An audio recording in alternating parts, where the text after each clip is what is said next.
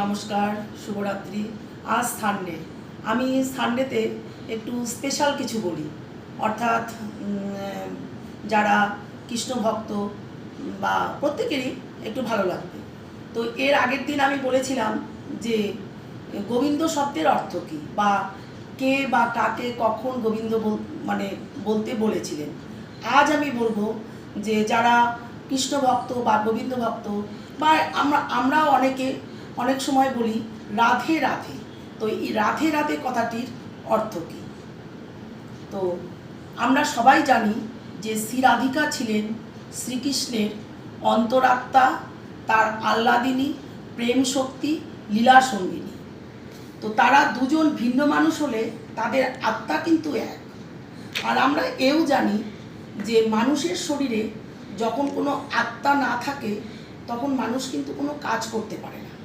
তাই আমরা যখন শ্রীকৃষ্ণের কাছে বা জগদীশ্বরের কাছে আমরা কোনো কিছু নিবেদন করি বা আমাদের কোনো মনের কথা জানাই, তখন যদি আমরা রাধে রাধে বলে তাকে স্মরণ করি, তাহলে তিনি যত সহজে আমাদের ডাকে সাড়া দেবেন বা আমাদের প্রার্থনা মঞ্জুর করবেন, এমনি বললে তিনি অতটা সহজে সেটা করেন না। সেটা আমি একটা উদাহরণস্বরূপে বুঝিয়ে দিচ্ছি। একবার রুক্মিণী শ্রীকৃষ্ণকে গরম দুধ খেতে দিয়েছিলেন।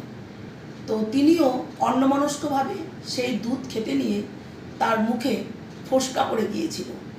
তারপর দেখা গেল বৃন্দাবনে গিয়ে যে শ্রী রাধিকার সারা শরীরে লাল রঙের ফোসকা পড়ে গেছে। অর্থাৎ তারা তো দুজনেই এক, তাদের আত্মা তো এক।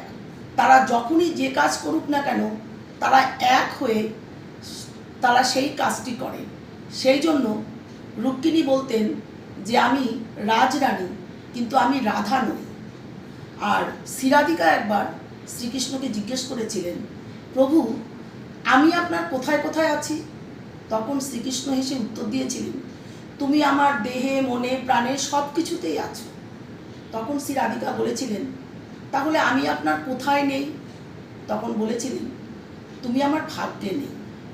কারণ তিনি তার লীলা সঙ্গিনী, তিনি তার জীবন সঙ্গিনী নয়।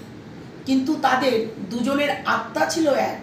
তাই শ্রীকৃষ্ণকে বা গোবিন্দকে রাধে রাধে বলে যখন আমরা স্মরণ করি, তখন রাধা নামের সেই অদৃশ্য শক্তি বা অদৃশ্য আত্মা প্রভুর শরীরে এসে একটা শক্তিশালী কাজ করে। সেই জন্যই আমরা রাধে রাধে বলে তাকে স্মরণ করলে তিনি যতটা খুশি হন এবং আমাদের সমস্ত কিছু প্রার্থনা তিনি মঞ্জুর করেন। রাধে রাধে। জয় শ্রীকৃষ্ণ।